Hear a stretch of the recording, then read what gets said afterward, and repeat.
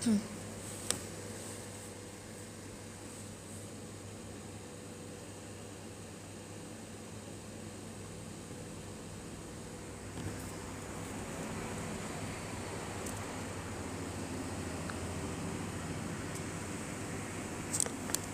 bismillah. Kalau misalkan teman-teman semua sudah bergabung up 20, insyaallah akan kita mulai teman-teman ya.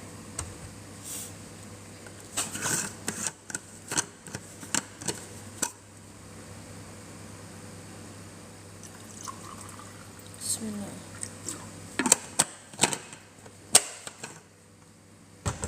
Boleh untuk teman-teman semua yang udah join dan gabung untuk dibagikan linknya ke teman-teman yang lainnya agar dapat menjadi wadah kita untuk saling belajar teman-teman. Bismillah.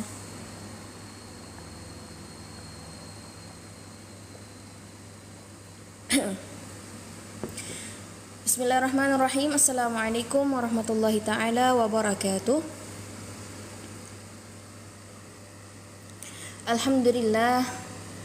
Alhamdulillahirabbil alamin. Wabihi nasta'in wa ala umurid dunya waddin. Wassalatu wassalamu ala asyrafil anbiya'i wal mursalin sayyidina wa maulana Muhammadin wa ala alihi wa sahbihi ajma'in. Subhanaka la ilma lana illa ma 'allamtana innaka antal alimul hakim. Rabbi shrah li sadri wa yassir li amri wahlul 'uqdatam min lisani yafqahu qawli, amma ba'du. Baik. Nawaitu ta'alluma wa ta'lim wa naf'a wal intifa'ah wa mudzakarah wa tadhkir wa ifadah wal istifadah wal hatha ala tamassuki bi kitabillah wa sunnati Rasulillah sallallahu alaihi wasallam wa du'a ila al-huda wa dalalata alal khair ibtigha' qurbi wa thawabih subhanahu wa ta'ala. Masyaallah teman-teman yang udah bergabung ya, join untuk kita membahas seputar kisah-kisah ya sirah nabawiyah yang singkat, yang mana kalau kemarin kita udah ngebahas teman-teman, ngebahas seputar Masjidin Nabawi. Untuk hari ini di tepatnya hari Senin 13 Januari ini bakal ngomongin tentang part yang ketujuh ya. Part ketujuh kita ngomongin tentang sirah nabawiyah singkat, yang mana kita kepengen ya buat masuk ke Masjidin Nabawi, buat faham juga dan lebih mengenal dekat tentang Nabi Muhammad Sallallahu Alaihi Wasallam.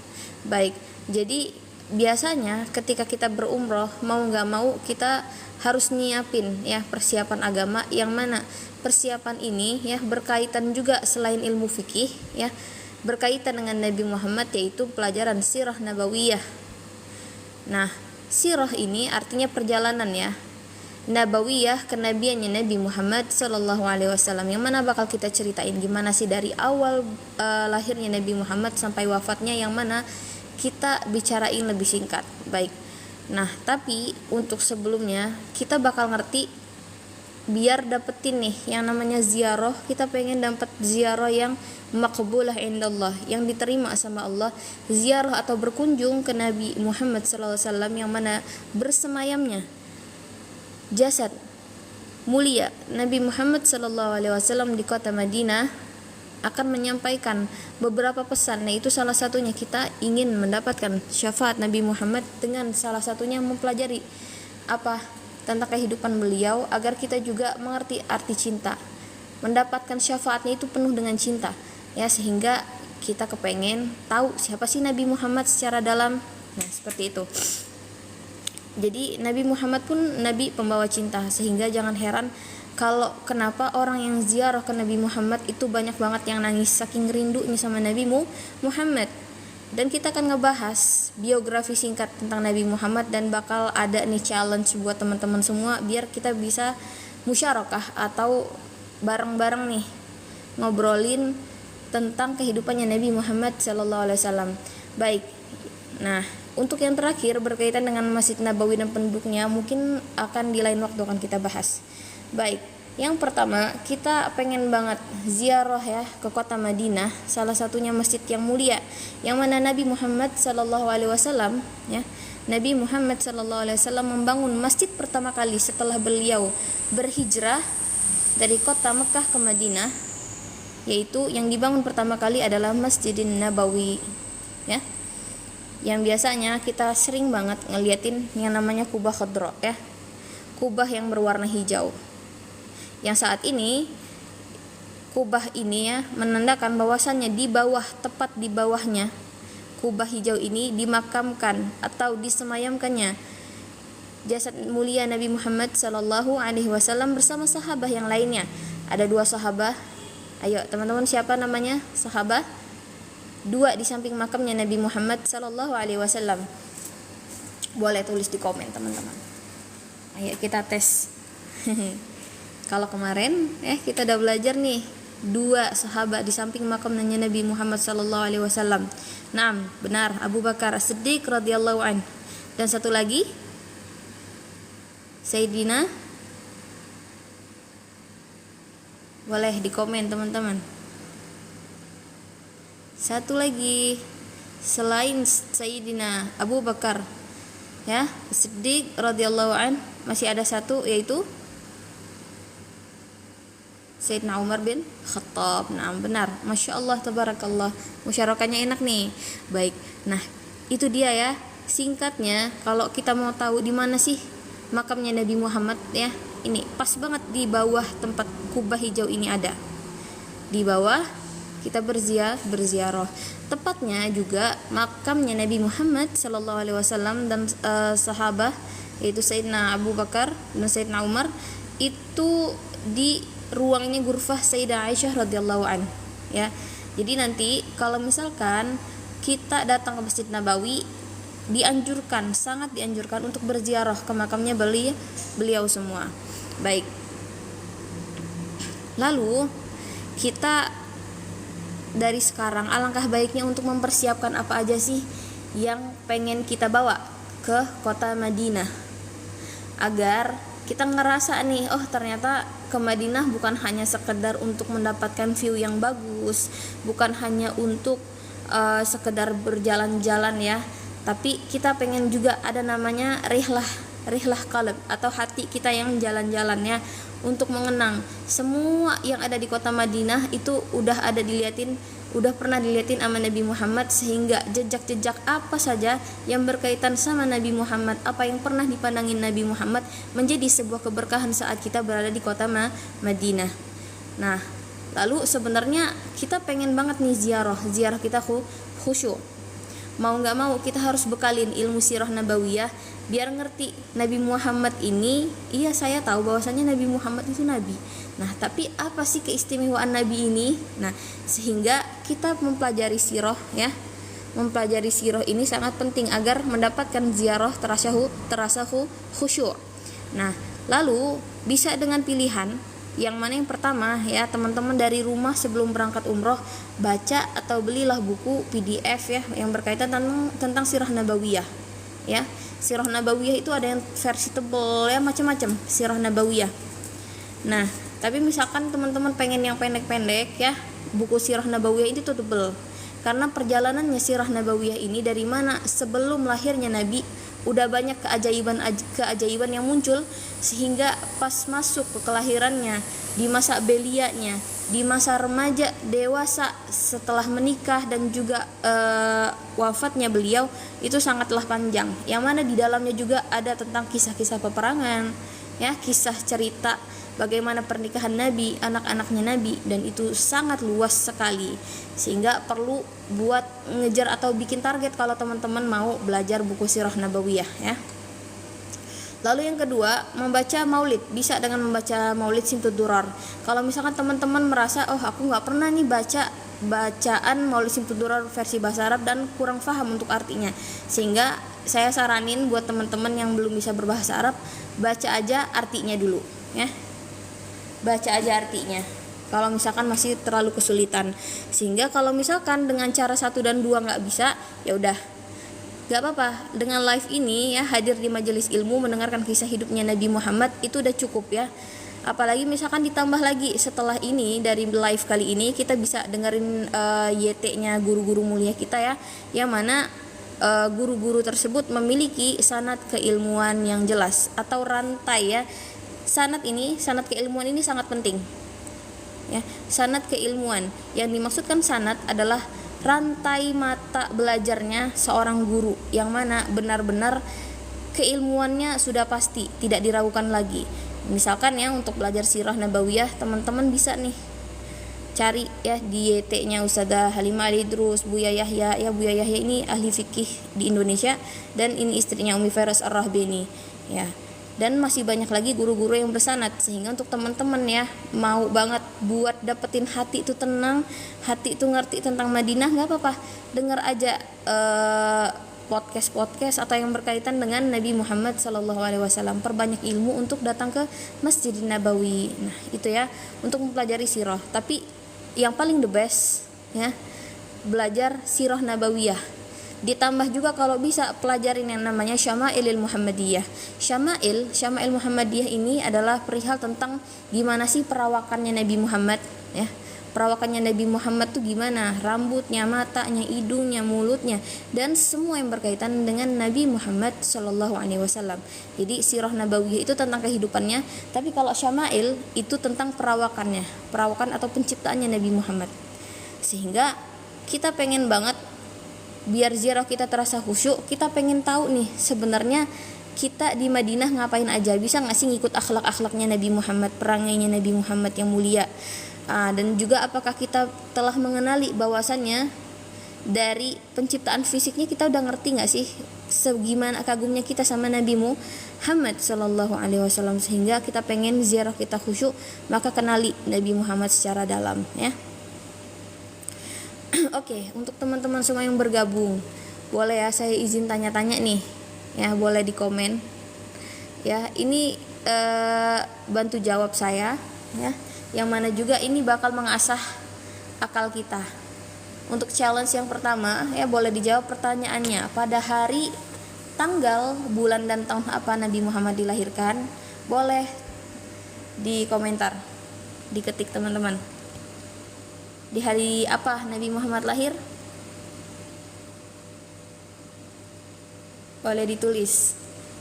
Untuk soal yang pertama saja ya. Hari Senin, 12 Rabiul Awal. Ya, benar. Tahunnya tahun gajah. Baik. Masya Allah, tabarakallah.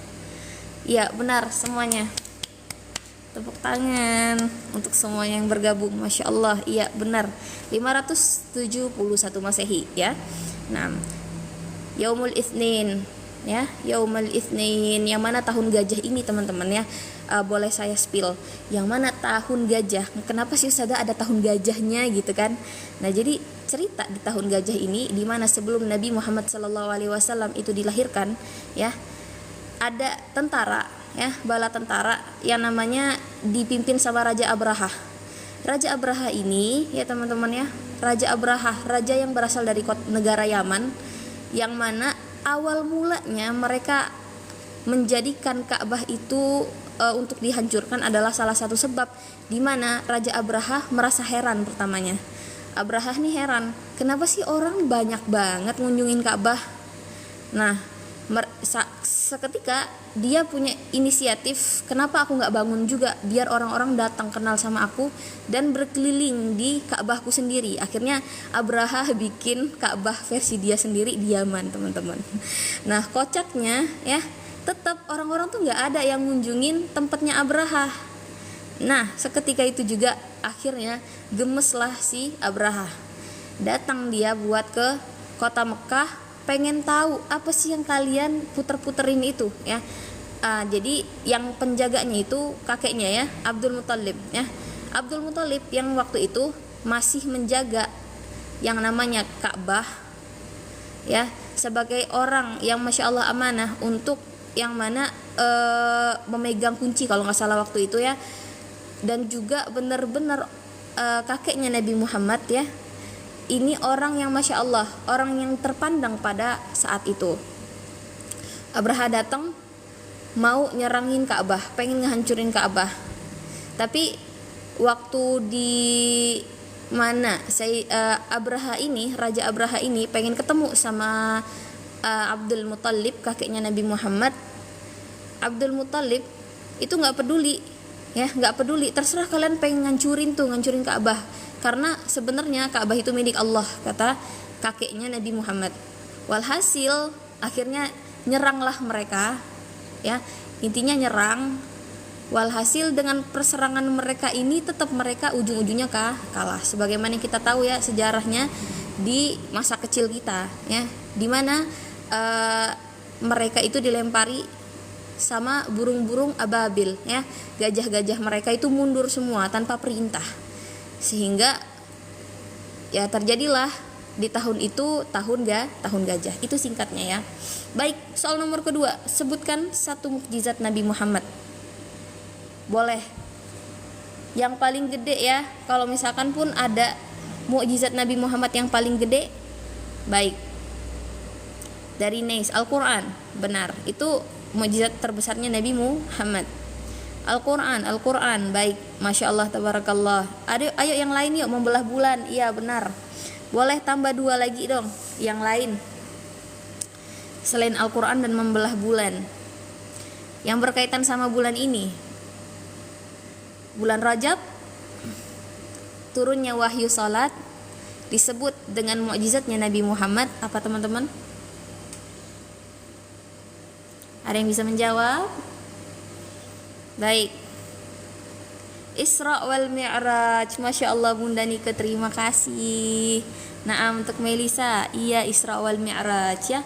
Isra Mi'raj yang mana ya? Isra Mi'raj ini kaitannya sama bulan kejadian bulan ini ya. Nah, keluar air dari tangan, benar, Isra wal Mi'raj. Iya, Masya Allah, tabarakallah, terima kasih. Lalu untuk soal yang selanjutnya teman-teman, boleh ya dijawab. Nabi Muhammad Sallallahu Alaihi Wasallam menerima wahyu pertama kali di mana? Dan pada usia berapa tahun beliau menerima wahyu tersebut?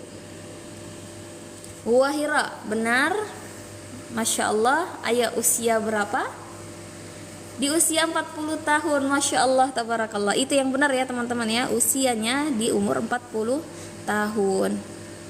Baik, umur 25 tahun adalah umur di mana beliau menikah dengan Sayyidah Khadijah Al-Kubra.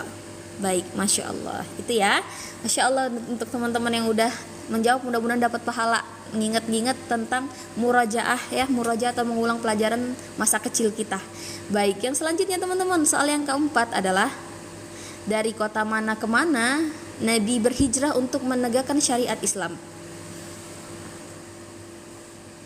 Ayo. Dari kota Mekah ke Madinah. Nah, Masya Allah, tabarakallah ya.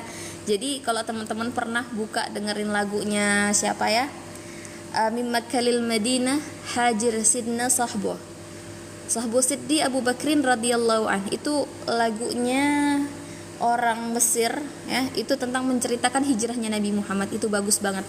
Itu diceritain dalam versi lagu ya. Nah, baik, kita lanjutin aja. Yang kelima, di usia keberapa Nabi Muhammad Sallallahu Alaihi Wasallam tutup usia atau wafat? 63 tahun. Masya Allah, tabarakallah. Masya Allah, Masya Allah. Iya benar, iya. Ajib. Baik. Nah, jadi untuk yang nanya nyanyinya siapa? Allahumma shalli ala Muhammad wa ala ali sayyidina Muhammad. Baik, teman-teman semua yang nanyain, itu sebenarnya bagus banget ya. Coba kita remind kembali lagunya siapa. Saya sempat lupa siapa penyanyinya. Judulnya itu Min Makkah lil Madinah. Boleh cek di YT ya teman-teman ya. Min Makkah pakai bahasa Arab, Min Makkah lil Madinah. Min Makkah ilal Madinah ya. Izin tulis ya. Kayak gini. Min Makkah ilal Madinah.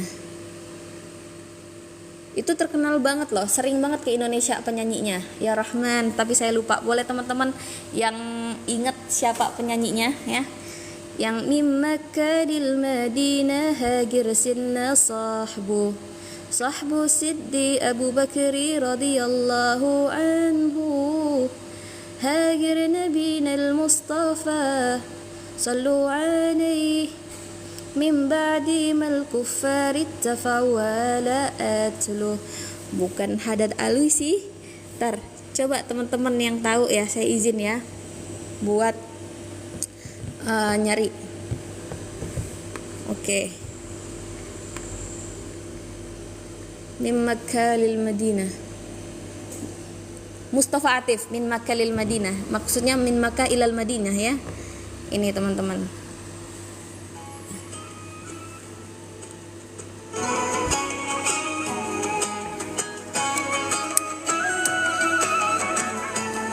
Iya, pakai bahasa Arab ini ya teman-teman ya. 9 tahun lalu.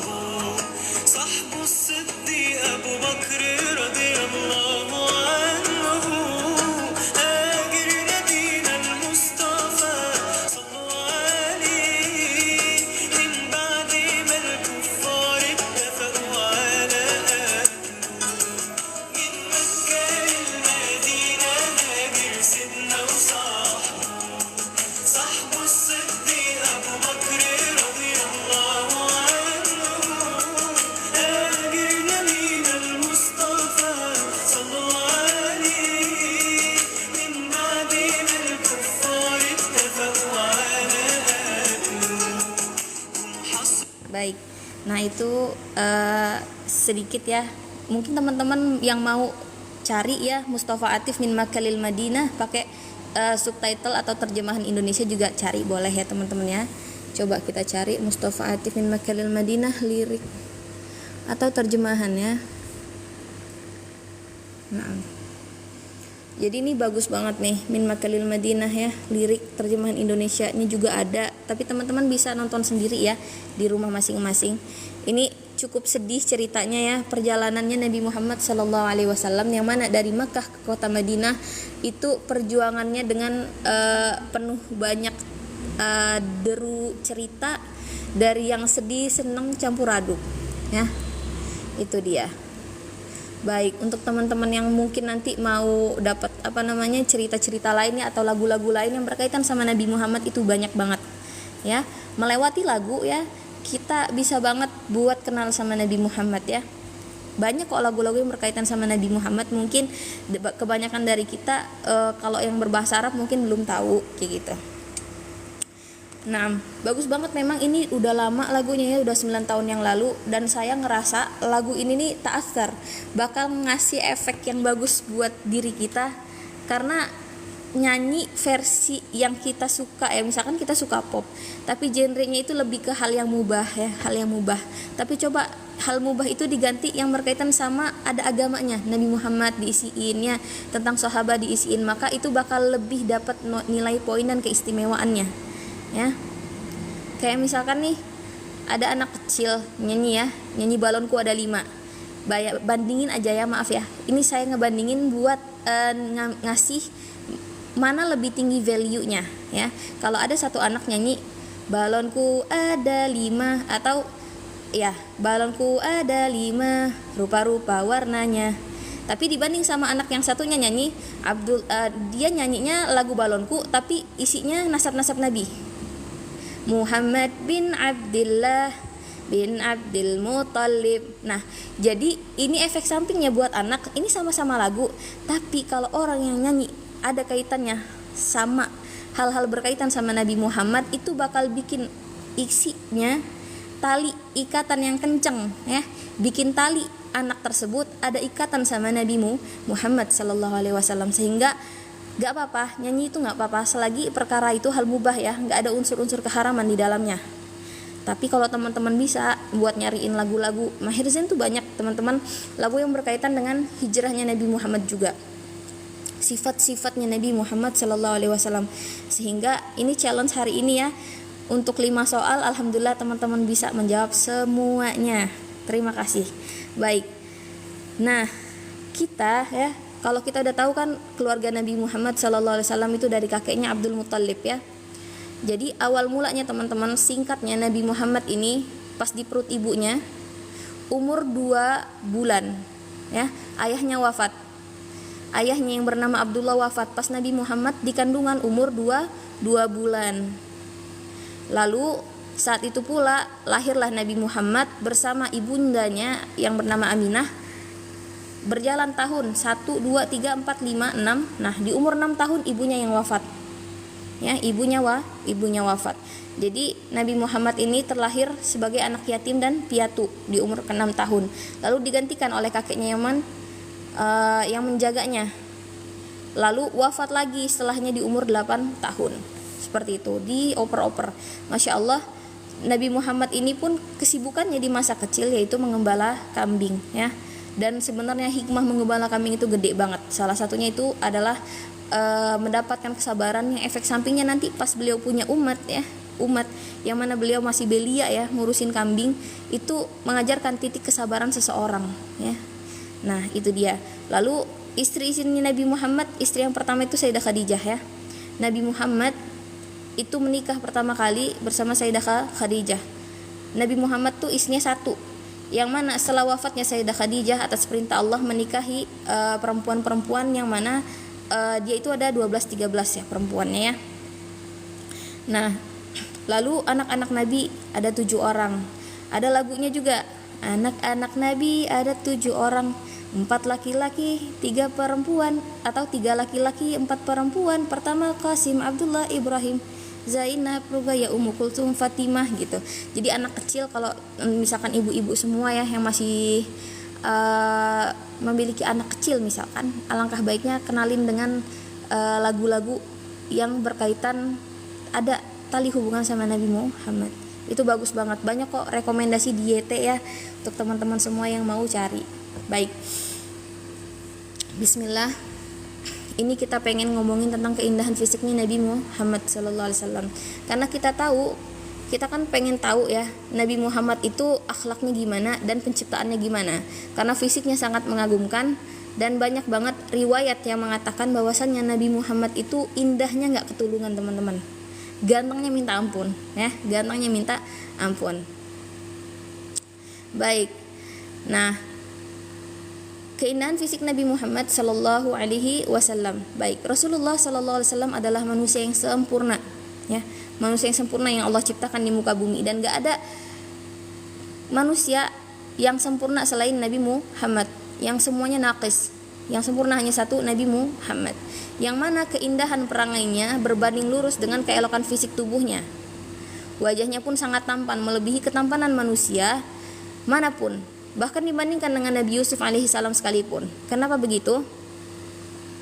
Jadi Nabi Muhammad sama bandingannya Nabi Yusuf ya alaihissalam. Nah, Nabi Muhammad itu kal badr. Umpamanya ya, kita ngomongin masalah bagi persen-persenan ya. Anggap 100%, ini 100% ketampanan, itu dibagi-bagi ya. Dibagi-bagi. Nah, pembagiannya itu kalau nggak salah tuh kayak gini. Anggap deh kalau Nabi Yusuf alaihissalam ya, itu gantengnya hanya setengah ya. Hanya misalkan 45% lah, 45% dari 100%, maka ketampanan yang Nabi miliki itu sempurnanya segimana 100% tersebut ya. Nabi yang namanya Nabi Yusuf ya, Nabi Yusuf ini kan telah membuat satu warga gempar ya, karena ketampanannya sangat-sangat terlalu tampan, sehingga orang-orang pada zamannya itu apa? Pada teman-teman? Ngenyayat tangannya semua saat sedang mengupas yang namanya buah apel ya. Jadi ini cuma main persen-persenan ya untuk yang kita bahas. Jadi Nabi Muhammad itu dapatnya 100% lah, benar-benar 100%. Karena kegantengannya Nabi Muhammad kenapa sudah 100% ya, sedangkan untuk Nabi Yusuf misalkan 50% ya. Nah, untuk 100% ini saya hitung karena Nabi Muhammad sallallahu alaihi wasallam ini gantengnya ya. Gantengnya ini enggak ada yang namanya membuat kefitnahan di dalam sebuah cerita atau di dalam sebuah perjalanan kehidupan beliau. Jadi kalau misalkan Nabi Yusuf memang ganteng, teman-teman. Nabi Yusuf itu dikenal ganteng, tampan banget, terlalu tampan lah ya, terlalu tampan. Tapi masih ada orang yang berniat jahat dengan ketampanannya. Nabi Muhammad selama tampan, orang enggak pernah yang namanya merasa ketampanan beliau ini membuat yang namanya, maaf teman-teman, nafsu ya. Nafsunya beda, yang mana orang melihatnya jatuh cinta tapi nggak ada bawaan untuk berbuat yang macam-macam. Itu ketampanannya Nabi Muhammad. Andai kata kita rubah deh ketampanannya Nabi Yusuf jadi 45 ya. Kita rubah misalkan ketampanan aja, kita hitung-hitung persenan aja, cuma taksiran 45% ya. Sedangkan Nabi Muhammad itu 100%. Maka kalau kita nih bagiin 5% dari yang Nabi Yusuf ini buat laki-laki zaman sekarang, ketampanannya nggak ada bandingnya teman-teman. Orang zaman sekarang cuma dapat 5%, bagi-bagi buat ayah kita ya, buat suami kita, anak-anak kita, gantengnya cuma 5%. Anggap deh kayak gitu ya. Ini hanya gambaran saja. Nah,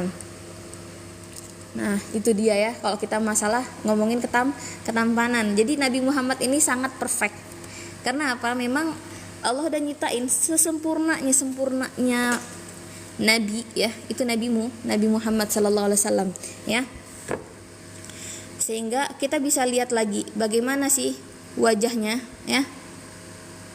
Wajahnya itu memang ketampanannya sangat tinggi ya. Terlalu tampan lah jatuhnya. Tapi terlalu tampan itu yang Masya Allah membuat orang tuh mengingat Allah teman-teman.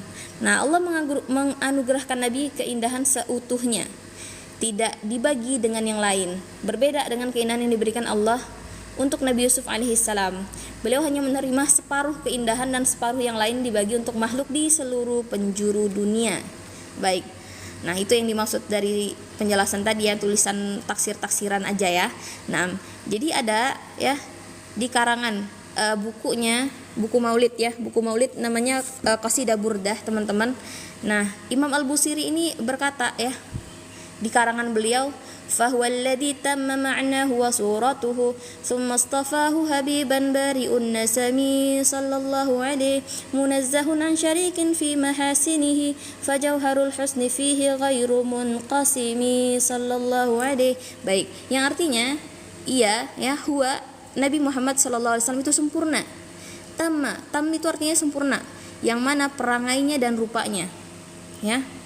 Tsummastafahu habiban bari'un nasami ya. Yang mana Allah Sang Maha Pencipta memilihnya sebagai seorang kekasih ya. Munazzah an syarikin fi mahasini. Keindahannya tuh enggak ada yang dapat menandingi keindahan dalam sosoknya yang sempurna, tidaklah terbagi dengan yang lain. Nah, ini apa dasarnya menghitung begitu? Itu hanya gambaran dari mana yang pernah diriwayatkan bahwasannya ya, ada beberapa riwayat yang mengatakan ketampanan Nabi Muhammad ini dari para sahabat, bahwasanya Nabi Muhammad ini sangat tampan ya. Yang mana juga ini kalau teman-teman semua pelajarin lagi tentang tafsir Al-Quran, bisa lagi diperdalam ya teman-teman ya. Karena waktunya sangat sedikit, akan kita lanjut ya, karena ini banyak. Baik, fisik Nabi Muhammad SAW sangat sempurna. Baik, akan kita bahas. Bismillah ya. Jadi perawakan itu maksudnya apa Ustazah? Perawakan yang saya maksud adalah bagaimana Nabi Muhammad itu dari segi jasadiah. Baik, fisiknya Nabi Muhammad sallallahu alaihi wasallam yang pertama itu adalah tidak terlalu pendek, tidak pula terlampau tinggi. Jadi badannya Nabi Muhammad ini tegap teman-teman, tegap dan bagus. Dibilang terlalu tinggi juga enggak, dibilang terlalu pendek juga enggak. Jadi udah sangat setakar dengan tubuhnya yang bagus ya. Kalau kita biasanya ngeliatin cowok terlalu tinggi, biasanya nggak terlalu bagus, ataupun cowok yang terlalu rendah juga nggak bagus. Tapi kalau Nabi Muhammad udah sempurna, diciptain tubuhnya itu spesifik dengan tubuhnya yang baik. Lalu yang kedua, rambutnya Nabi Muhammad itu ikal bergelombang ya, ikal. Dibilang keriting enggak, dibilang lurus juga enggak. Nah, itu bayangin teman-teman, kalau teman-teman semua bisa berangkat ya misalkan ke Turki untuk lihat ya, di museum kan tuh ada di sana rambutnya Nabi Muhammad sallallahu alaihi wasallam. Baik, yang mana badannya Nabi Muhammad ya itu gempal. Maksud gempal di sini bukan gemuk, tapi udah ideal ya.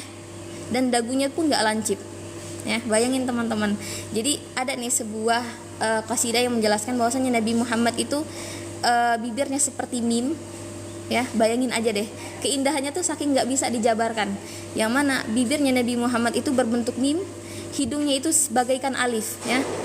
Kalau dianggap-anggap itu udah sempurna banget. Yang mana wajahnya Nabi Muhammad SAW dengan bentuk yang agak bundar merupakan yang paling tampan di antara manusia sejagat raya ya. Jadi bentuk wajah beliau itu bundar, tapi nggak ada satu makhluk pun yang menyamainya. Nah, lalu gimana Ustazah kulitnya Nabi Muhammad? Baik, kulitnya Nabi Muhammad itu putih kemerah-merahan ya. Putihnya bukan putih yang terlalu. Kalau orang ngeliatin putih yang terlalu pasti kurang ya. Tapi kalau kulitnya Nabi Muhammad itu bersih ya, dan ada putih kemerah-merahannya. Udah paling cakep deh Nabi Muhammad. Lalu kalau ngebahas tentang matanya itu, bola matanya itu hitam pekat. Bola matanya ya, hitam pekat bagus deh pokoknya. Yang mana kedua bulu matanya memanjang, nggak saling menempel, sehingga tampak indah sempurna ya. Lalu Nabi Muhammad sendiri lebih sering memandang ke bawah ya daripada ke atas, menggambarkan sosok yang sangat tawadhu dan khusyuk ya. Beliau ini tawadhu minta ampun teman-teman, padahal udah ganteng tawadhu lagi kan, Masya Allah, indah banget Nabi Muhammad. Lalu kalau membahas tentang kepala dan jidatnya itu lebar teman-teman. Jadi kalau misalkan beliau pakai yang namanya sorban itu cakep ya. Lalu hidungnya Nabi Muhammad itu kayak alif alias mancung ya, alif yang tegak. Jadi hidungnya Nabi Muhammad itu mancung. Dan juga Nabi Muhammad Sallallahu Alaihi Wasallam ya, itu mulutnya lebar dan wangi teman-teman. Mulutnya atau bibirnya Nabi Muhammad itu agak sedikit lebar ya, dan wangi. Beliau punya nih, ntar saya ceritainnya gimana wanginya Nabi Muhammad Sallallahu Alaihi Wasallam. Nah, jadi gigi serinya pun renggang. Jadi saat berbicara tampak ada cahaya yang memancar keluar di antara kedua gigi serinya. Nah, pipinya lebar teman-teman. Nah, sehingga dan tidak tampak menjulur tulangnya. Jadi pipinya itu bagus. Jadi kalau misalkan orang nih kalau terlalu kurus, mau nggak mau tulang pipinya kan bakal nimbul. Tapi untuk pipinya Nabi Muhammad Sallallahu Alaihi Wasallam itu lebar dan nggak nampak yang namanya tulang-tulang belulangnya ya.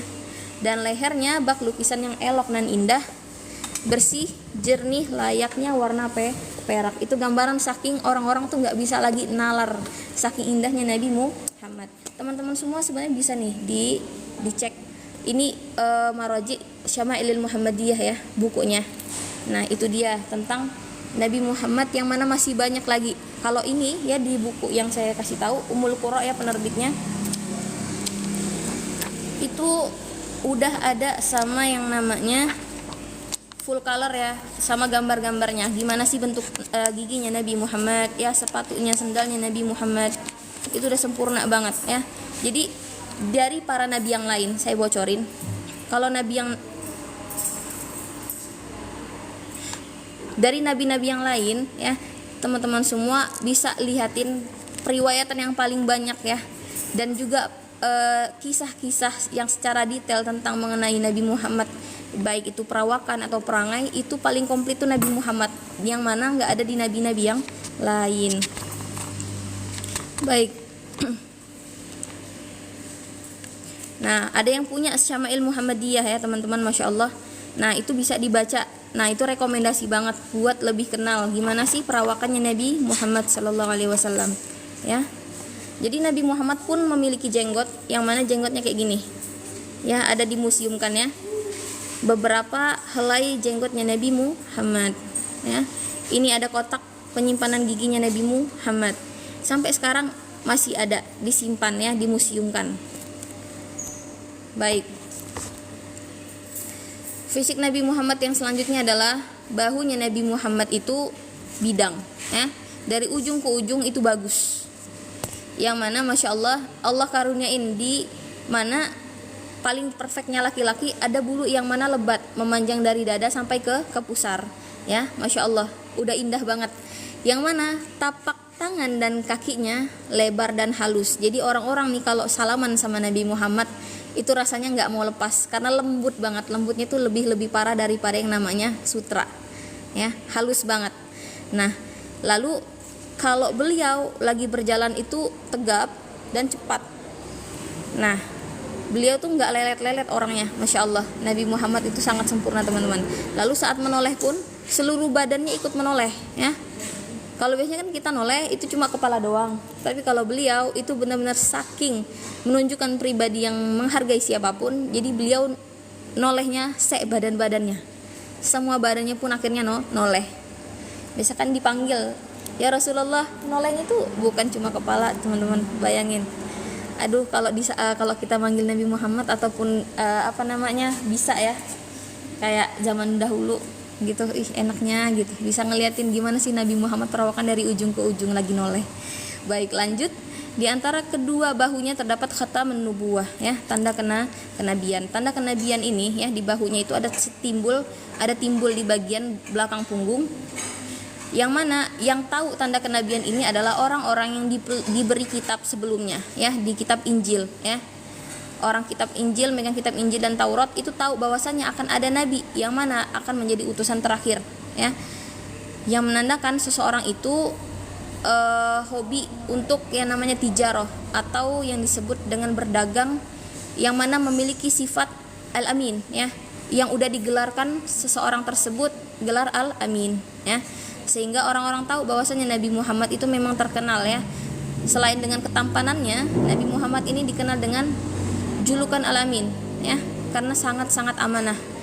Dan juga beliau ini orang yang jujur, maksudnya ya, orang yang jujur, ditambah juga Nabi Muhammad orang yang sangat-sangat berpengaruh di zaman tersebut, menjadikan kota Mekah saat itu sangat-sangat dalam keadaan yang baik, apalagi waktu beliau diangkat menjadi seorang nabi atau diangkat kenabiannya. Lalu perangainya amat lembut dan ramah, sosok begitu berwibawa, gitu ya teman-teman ya. Jadi Nabi Muhammad ini kalau ngomong, teman-teman ya, saya kasih bocoran, Nabi Muhammad itu kalau ngomong dikit tapi langsung ngena, gitu ya, dikit tapi menyentuh. Beda kebanyakan orang ya, misalkan saat berbicara ada tipe yang mana banyak bicara tapi sedikit sekali intinya. Tapi kalau Nabi Muhammad itu sedikit ngomong langsung intinya. Jadi enak kalau ngomong sama Nabi Muhammad gitu. Ya, qalla wadalla, ya. Qalla artinya kalamun Nabi itu qalla sedikit, wadalla langsung menunjukin intinya. Enggak bertele-tele kalau Nabi Muhammad. Baik. Jadi orang-orang yang lihat Nabi Muhammad tuh pasti langsung menaruh hormat, meskipun orang kafir. Orang kafir tuh, musuh-musuhnya Nabi Muhammad tuh tahu Nabi Muhammad tuh paling bagusnya ciptaan, ya. Orang-orang tuh tahu Nabi Muhammad tuh ganteng. Kalau dibilang-bilang orang-orang kafir tuh sebenarnya jatuh cinta ngeliat Nabi Muhammad yang Masya Allah ajib banget penciptaannya dari Allah. Tapi sayangnya hati mereka masih pengen tetap di kekafirannya masing-masing. Karena apa? Menolak yang namanya ajaran yang berkaitan dengan syariat, ya. Yang mana banyak banget tuh inti-intinya kenapa sih mereka tetap kafir. Nah, orang kafir aja nih, saya kasih bocoran, orang kafir aja ngeliatin Nabi Muhammad itu ya, ngeliatin di mukanya Nabi Muhammad tuh ada cahaya. Jadi Nabi Muhammad itu kalau orang ngelihatnya memang ada cahaya yang memberkas di wajahnya. Ada di seluruh tubuhnya Nabi Muhammad itu cahaya, sampai senyum aja Nabi Muhammad itu ya diriwayatkan bahwasanya senyumnya Nabi Muhammad sallallahu alaihi wasallam itu di sela-sela giginya tuh numpuk cahaya, ya. Kalau beliau senyum kadang senyum simpul, kadang senyum dengan senyumnya Pepsodent gitu. Nah, kalau lagi senyum Pepsodent, di sela-sela giginya Nabi Muhammad itu mengeluarkan cahaya. Itu salah satu keindahannya ciptaan Allah. Mungkin kalau kita senyum ya udah biasa aja gitu, tak kayak Pepsodent udah selesai. Tapi kalau Nabi Muhammad agak beda, ya. Nah, lalu siapapun yang berkumpul dan mengenalinya, ia akan mencintainya. Nah, kalau teman-teman nih ada cerita, boleh didengerin ceritanya nih. Jadi suatu hari ada istrinya Nabi Muhammad SAW yang namanya Ummu Sulaim, ya. Ummu Sulaim ini punya anak, ya, yang mana ceritanya Nabi Muhammad tuh lagi baring tidur. Pas lagi tidur, Ummu Sulaim tuh ngambil yang namanya kas, atau sedikit yang namanya kita sebut dengan tempatnya utur, tempatnya misik. Nah, gelasnya parfum, ya, untuk dijadiin wewangian. Nah, lalu saat Nabi tertidur tuh kan keringatnya lagi netes, tes. Tapi apa yang dilakuin Ummu Sulaim, diam-diam dia ngambil tuh keringatnya Nabi Muhammad, ya, diambil jadi wewangian untuk anak-anaknya. Waktu netes keringatnya Nabi Muhammad yang putih bersih mengkilap bagi mutiara itu disimpan sama Ummu Sulaim, tapi Nabi Muhammad tuh terbangun. Ya Ummu Sulaim, madza fa'alti? Apa yang sedang kamu lakukan? Kata Nabi Muhammad kan. Enggak ya Rasul, aku cuma ngambil keringatmu aja gitu, buat jadi wewangian anak-anak kita, kata Ummu Sulaim. Nah, kata Rasul, ya udah, cukup bagi kamu untuk lakuin hal tersebut, nggak masalah ya, cukup atau kafa itu cukup, nggak apa-apa kamu lakuin hal tersebut. Sehingga keringatnya Nabi Muhammad diabadiin sama Ummu Sulaim dan juga dijadiin selalu untuk wewangian anak-anaknya Ummu Sulaim. Yang mana teman-teman, orang-orang tuh tahu aromanya tubuhnya Nabi Muhammad ini paling beda. Kalau misalkan ada jalan, ya, jalan Nabi Muhammad jalan di situ, di jalan tersebut, lalu menghilang ya, entah ke kiri entah ke kanan. Nah, orang-orang tahu ya, padahal Nabi Muhammad udah nggak ada lagi di situ. Sadar bahwasannya kalau orang mau nyari Nabi Muhammad tuh paling gampang. Kalau cium jalanan itu aroma tubuhnya Nabi Muhammad yang wangi banget, tinggal ikutin aja jalannya. Jadi nggak susah nyariin Nabi Muhammad dengan cara hanya mencium aroma jalanan, yang mana di situ ada aroma tubuhnya Nabi Muhammad SAW. Jadi memang untuk mendeskripsikan sosok yang sangat sempurna ini sangat sulit teman-teman ya, sangat sulit. Gak bisa digambarin sosok kesempurnaannya. Shallu ala Nabi, Allahumma shalli wa sallim wa barik alaih. Baik, nah jadi kenapa sih kita udah ngebahas tentang perawakan, gak sah dong kalau kita gak ngebahas tentang gimana yang namanya akhlaknya Nabi Muhammad. Nah, jadi di Al-Quran ya ada ayat wa innaka la'ala khuluqin azim ya, di surat Al-Qalam ya, yang mana sesungguhnya engkau wahai Muhammad memiliki luhuran atau budi pekerti yang mulia ya. Wa innaka, sesungguhnya engkau wahai Nabi Muhammad la'ala khuluqin azim, penciptaanmu artinya dengan kalimat budi pekertimu sangat tinggi. Jadi akhlaknya Nabi Muhammad ini enggak ada bandingnya. Akhlaknya Nabi Muhammad ini akhlaknya akhlak Al-Quran, yang mana anggaplah kalau Al-Quran ini versi yang kita tahu ya, versi cetakan ya. Kalau Nabi Muhammad itu Al-Quran berjalan ya, Al-Quran berjalan. Nah, sehingga kita harus tahu juga gimana sih Nabi Muhammad udah ganteng, perangainya indah, gimana sih kita nggak jatuh cinta sama Nabi kita sendiri gitu. Kita beruntung banget punya Nabi yang mulia, Nabi yang penciptaannya tuh di atas penciptaan ya. Jadi indah banget yang namanya Nabi Muhammad ya. Ahsanan nasi khuluqan wa khalqa. Jadi Nabi Muhammad ini udah diciptain sesempurna-sempurnanya makhluk dengan kategori dari segi perawakan yang paling terbaik di muka bumi dan juga akhlak terbaik di muka bumi. Udah pakai 2 plus nilai bonus ya.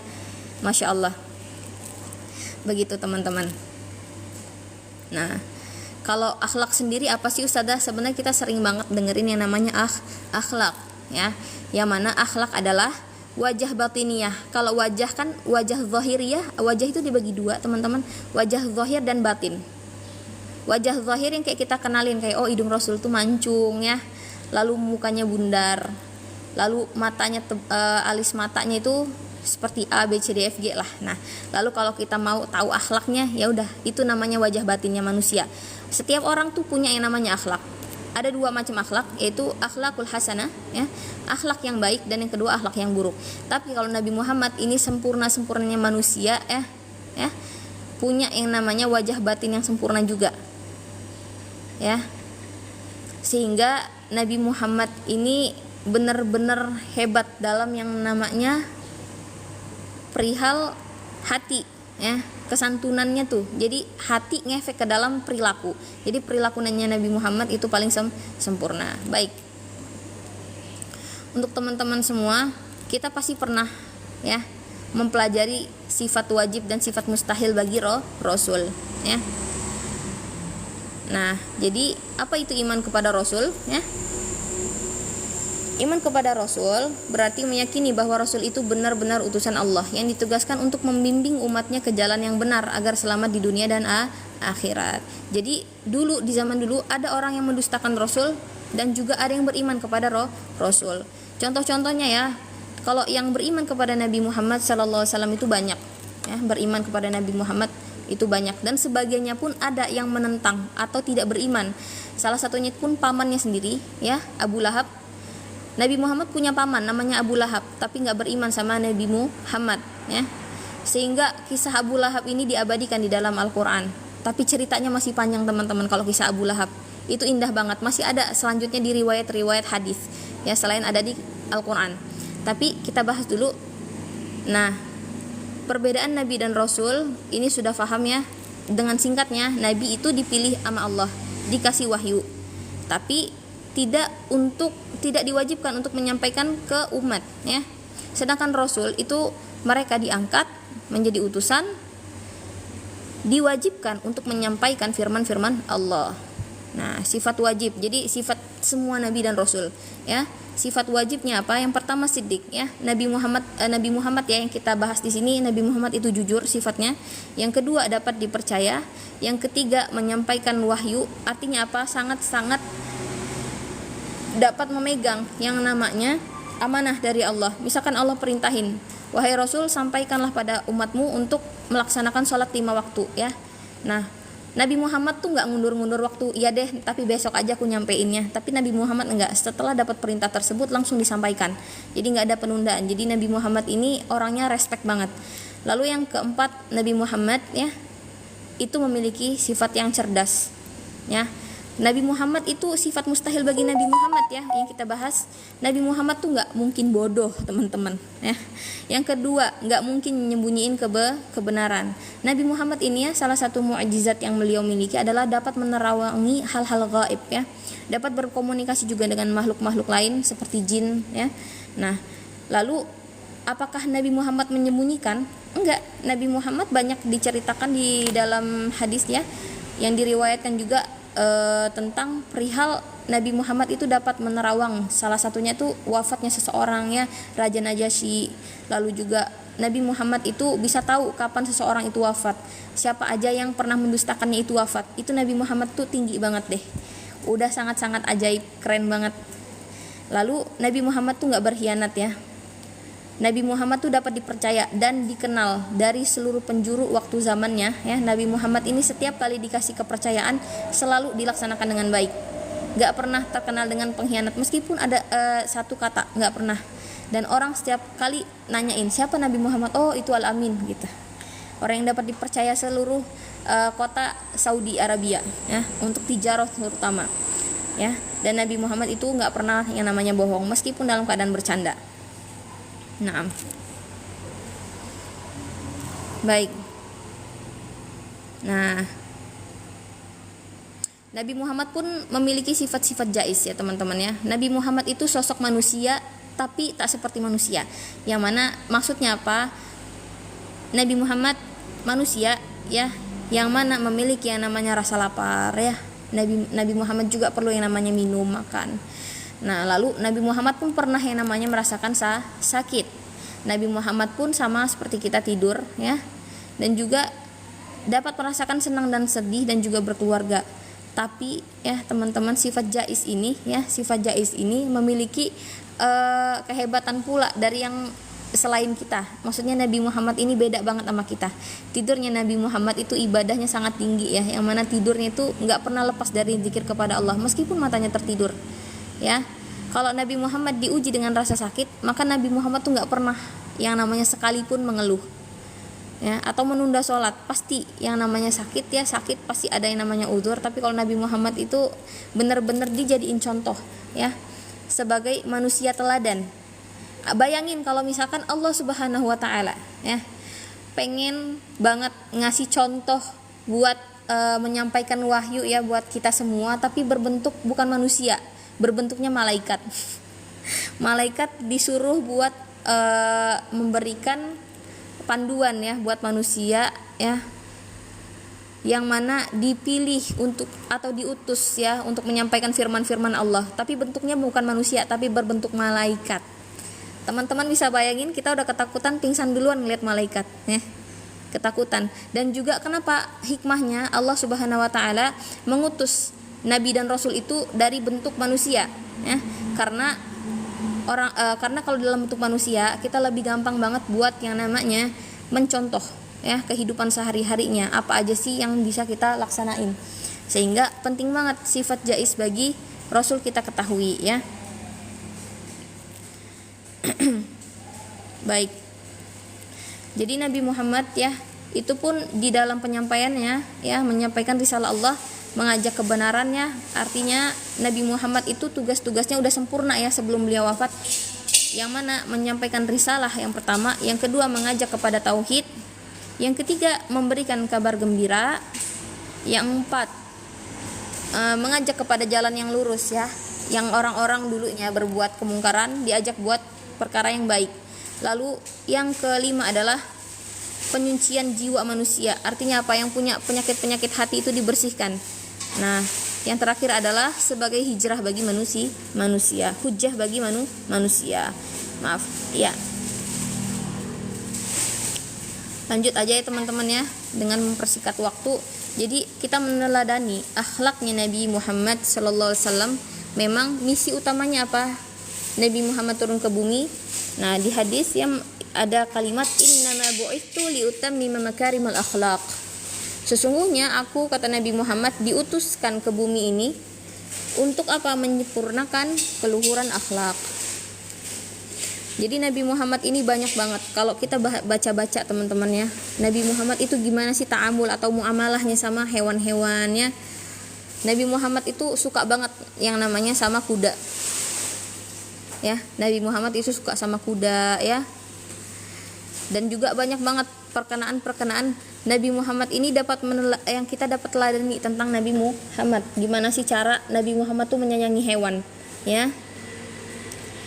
Nah, itu hanya sedikit gambaran gimana sih Nabi Muhammad tuh suka sama kuda teman-teman. Lalu gimana sih Nabi Muhammad itu memperlakukan wanita-wanitanya atau istri-istrinya ya. Nah, jadi benar-benar muasyarah zaujiyahnya Nabi Muhammad ini dicontohkan ya oleh kita semua yang udah menikah. Gimana sih Nabi Muhammad ini menjadi sosok teladan, menjadi seorang suami yang sempurna ya, untuk menjadi yang namanya ayah yang sempurna ya. Jadi kita bisa meniru gimana sih gambarannya Nabi Muhammad sallallahu alaihi wasallam. Gimana sih ta'amulnya atau muamalahnya Nabi Muhammad sallallahu alaihi wasallam dengan yang namanya orang kafir, itu gimana caranya. Nah, cara muamalah juga sesama mukmin, gimana muamalahnya kalau bertemu sama budak, itu tuh Nabi Muhammad tuh udah sesempurna orang yang mencontohkan, sehingga kita masih bisa nih buat terus dapetin pelajaran berkaitan tentang akhlaknya Nabi Muhammad.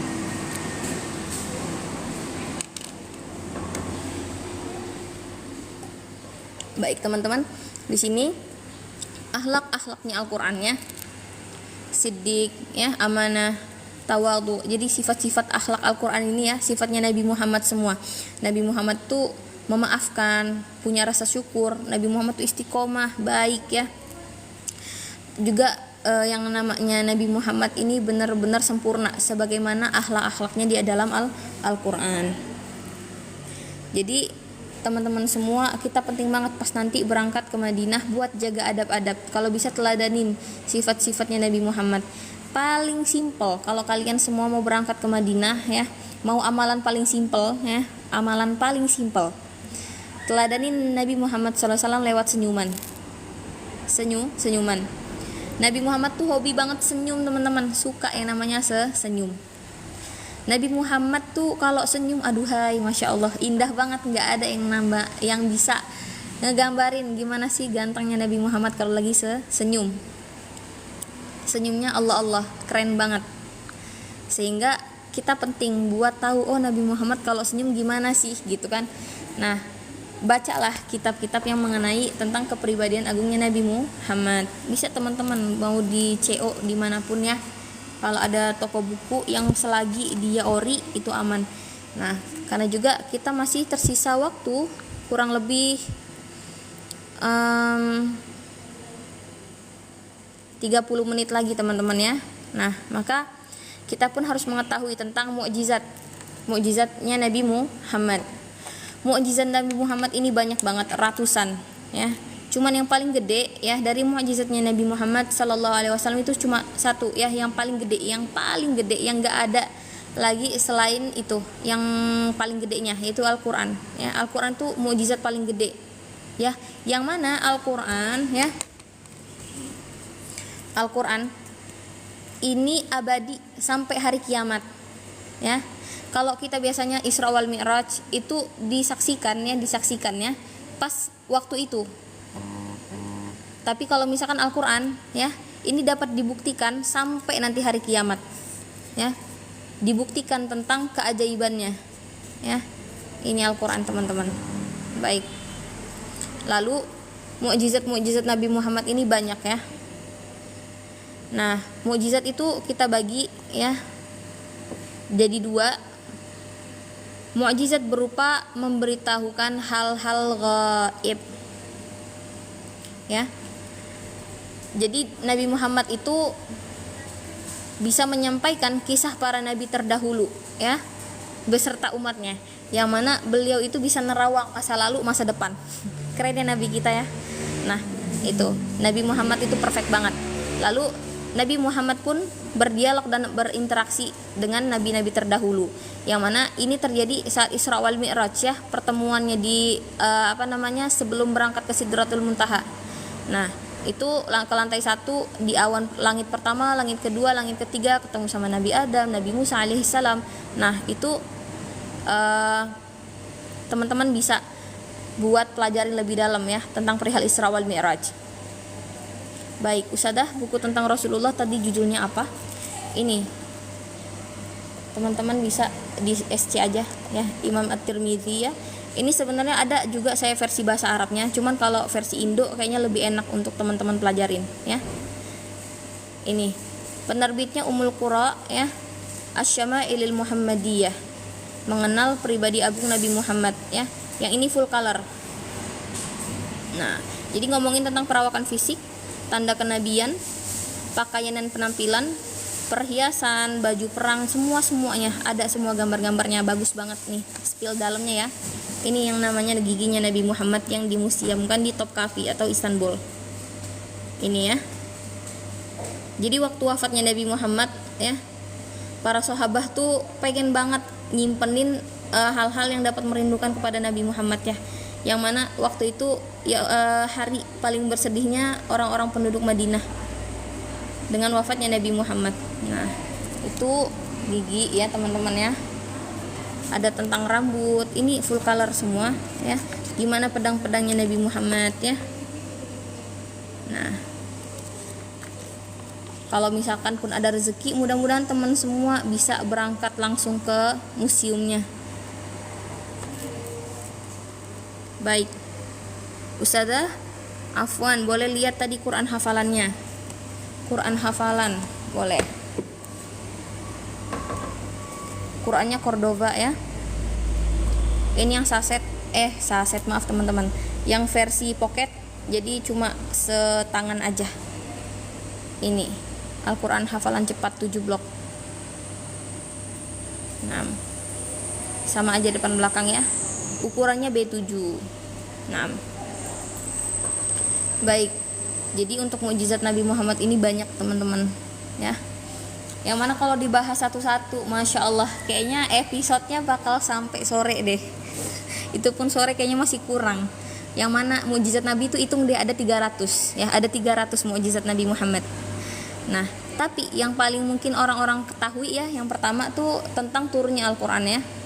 Al-Qur'an itu mukjizat paling besar yang dimiliki Nabi Muhammad ya. Kalau dulu-dulu yang namanya kitab Taurat, Injil, Zabur ya, itu kitab-kitabnya musnah atau diganti-ganti, dirubah-rubah sama orang-orang atau umat-umat yang tidak bertanggung jawab, yang mana mengkhianati Nabi, membunuh para nabinya pada zaman dahulu, sehingga yang masih bertahannya kemurniannya ya, kemurniannya, kebenarannya cuma masih bisa diambil adalah Al-Qur'an. Seperti itu. Baik. Dan ini masih banyak banget teman-teman, banyak banget kan mukjizatnya Nabi Muhammad. Tapi teman-teman bisa baca ya teman-teman ya. Nah, karena waktunya sangat sedikit ya teman-teman, kita masih bisa untuk mempelajari perihal yang lainnya. Baik. Nah, di sini kita bakal ngambil hikmah ya dari sifat umat-umat terdahulu. Kalau umat-umat terdahulu ini serem-serem banget teman-teman ya. Yang mana kalau kita punya nabi, alhamdulillah nabi kita dimuliakan ya. Banyak sebenarnya di ceritanya Nabi Muhammad, orang-orang kafir tuh pengen banget ngebunuh Nabi Muhammad ya.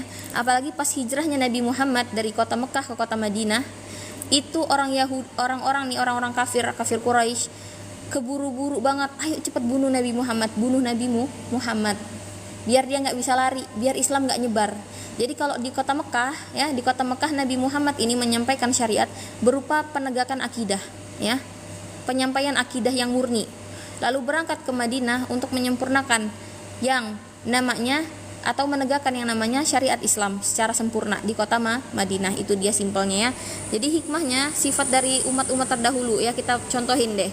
Umat-umat dari sifat orang Yahudi nih digambarkan di dalam Al-Qur'an. Yang pertama, mereka itu suka banget yang namanya syirik di dalam ibadah mereka. Nabinya ya, misalkan ada seorang nabi udah bilang katanya kalian jangan deh buat menyekutukan Allah, tapi mereka syirik. Ada yang nyembah yang namanya patung sapi lah, macam-macam. Umat-umat ini nyeleneh minta ampun umatnya ya. Nabinya udah ngejarin yang benar, tapi itulah kita bisa ambil sifat-sifat mereka buat kita remind lagi gitu kan. Nah, lain kedua, mereka itu punya yang namanya su'ul adab, atau adab mereka sama nabi-nabi mereka, terutama sama Allah itu su'ul adab, kurang ajar aliasnya, dari kata kasarnya kurang ajar sama Allah ya. Ini dari ayatnya. Nah, lalu yang ketiga, tahrif kalamullah ta'ala. Jadi Allah tuh udah nyampein kalam-kalam ya di dalam kitab-kitab mereka, kitab Taurat, Zabur. Nah, tapi mereka apa? Mereka akhirnya nambah ngurangin kalimat-kalimat yang ada di kitab tersebut ya. Dirubah-rubah kitab mereka, kitab Injil mereka rubah-rubah. Jadi jangan heran ya, Zabur itu sebelum-sebelumnya pun ditahrif. Tahrif artinya apa Ustazah? Dirubah-rubah, dicampur adukan dengan kebatilan. Yang mana juga mereka juga kitmanul haq, mereka nyembunyiin tentang kebenaran ya. Bahwasanya misalkan mereka minta, wahai seorang nabi gitu, wahai Nabi A, tunjukin dong kalau kamu kebenaran nabi. Nah, ditunjukin, tapi saat udah ditunjukin mukjizat tersebut, mereka berbohong gitu. Mereka enggak, mungkin besok lagi lah kamu tunjukin biar aku benar-benar yakin. Jadi mereka tuh menyembunyikan sebuah kebenaran. Dan juga takdzibur rasul, mereka sangat hobi buat yang namanya ya takdzibur rasul, berbohong ya tentang kerasulan ya.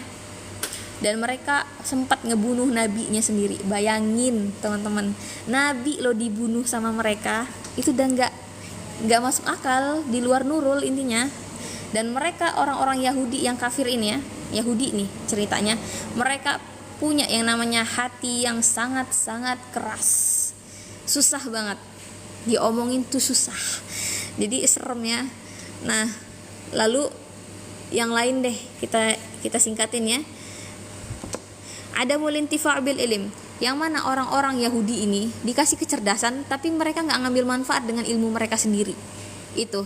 Jadi kalau kita lihat nih, orang Yahudi yang sampai sekarang masih ada yang masih ngebom Palestina ya, itu lihat aja mereka ada mulintifa' bil ilm, mereka tahu ilmu, mereka dikasih kecanggihan ya otaknya tuh di atas rata-rata, tapi mereka tetap nggak dapat yang namanya buat berjuang untuk memperjuangkan keimanan mereka. Mereka malah tetap di yang namanya kekafiran mereka. Padahal mereka tahu, mereka punya ilmu, mereka tahu bahwasannya Allah itu satu ya, yang patut disembah. Tapi mereka berbalik arah ya. Tapi itulah, dengan sesungguhnya mereka itu yang bodoh gitu. Dikasih kepintaran tapi mereka membodohi diri sendiri. Dan orang-orang kafir itu ya, terutama orang Yahudi zaman dulu tuh suka banget yang namanya ngelakuin perihal maksiat, ridha bil munkarat. Ya, ngelakuin hal-hal mungkar nih suka banget. Mau itu ngebully orang lah, nyiksa orang lah. Nah, itu mereka seneng tuh. Yang sekarang ada, sampai sekarang masih berlanjut. Yang kita lihat masih di di negara muslim kita sendiri, itu Gaza ya. Suka banget yang namanya makan makanan manusia, maksudnya harta-harta orang tuh diambil. Suka ngerampas haknya orang. Coba lihat orang Yahudi ya di Palestina, ngerampas nggak tuh? Aklu amwalin nas bil batil ya, suka makan harta orang lain. Suka makan harta orang lain dengan cara perampasan bil batil ya. Nah, lalu intinya mereka itu pun memiliki sifat yang bukhul atau bakhil ya. Dan juga intinya sifat-sifat buruk deh yang ada tuh nempel sama mereka. Jadi teman-teman, kalau kita ngeliatin sifat-sifat umat ya, umatnya Nabi Muhammad SAW itu umat yang mulia, yang mana alhamdulillah ya, Nabi Muhammad diutus sebagai nabi terakhir dan menjadi dan yang mana umatnya pun mulia karena keberkahan nabi tersebut ya. Jadi kita alhamdulillah sebagai umat mukmin kita harus bersyukur banget punya Nabi Muhammad sallallahu alaihi wasallam, yang mana kita dapetin nabi yang ajib, nabi yang sangat-sangat spesial. Nabi Muhammad ya itu memiliki cerita yang sangat unik ya, yang panjang banget ceritanya, sehingga kalau kita jabarin satu persatu, dipretelin satu-satu, mungkin 2 tahun, 3 tahun, 4 tahun tuh gak bakal bisa lenyap ya, atau berhenti pembahasannya. Salah satunya ya teman-teman yang bisa saya kutip tentang perihal pembelahan dadanya Nabi Muhammad SAW. Jadi dulu teman-teman, pas masa belianya Nabi Muhammad ya, malaikat Jibril itu turun ngebelah dadanya Nabi Muhammad sallallahu alaihi wasallam ya, dibelahin dadanya Nabi. Pas dibelah dadanya Nabi Muhammad sallallahu alaihi wasallam, si malaikat ini memberikan cahaya di atas cahayanya ya, yang mana Nabi Muhammad tuh sebenarnya udah nur, udah cahaya, tapi ditambahin lagi untuk penyuciannya. Sedangkan Nabi Muhammad sudah suci, ditambah lagi kesuciannya oleh malaikat. Nah, yang kalau nggak salah kejadiannya itu di depan rumahnya Halimatus Sa'diyah kalau nggak salah. Nah, walhasil ya, itu pas dipelajarin sama ilmu medis teman-teman, yang mana dulu nggak pernah ada yang namanya teori pembelahan dada atau operasi. Setelah tahu ceritanya Nabi Muhammad, akhirnya orang-orang setelahnya melaksanakan yang namanya operasi ya. Akhirnya di copy paste atau yang kita sebut dengan praktikum. Nabi Muhammad dibelah sama malaikat, akhirnya orang-orang manusia zaman sekarang nih yang sebelumnya nggak kenal yang namanya ilmu bedah, akhirnya dari situ tahu ilmu bedah. Dari siapa taunya? Dari kisahnya Nabi Muhammad SAW. Kalau dulu orang tuh ngejahit dada, yang kalau orang nih ngejahit dada ya pakai jarum yang masih kusut-kusut teman-teman ya, pakai benang wol misalkan, tapi masih nyambung. Nah, dengan perkembangan zaman yang kita rasain, kita udah zaman yang sangat jauh, yang sangat modern, sangat tatawur ya, yang maju banget. Mau nggak mau kita udah terbiasa ngeliatin orang dijahit. Kalau zaman dulu nggak ada teman-teman, sehingga banyak banget pembawaan dari zaman ke zaman tentang perihal Nabi Muhammad SAW. Baik, untuk teman-teman semua mungkin ada yang ingin bertanya ya, sisa 15 menit lagi. Wallahu a'lam bishawab. Baik, saya izin baca-baca ya kalau ada komentar yang berkaitan tentang pertanyaan.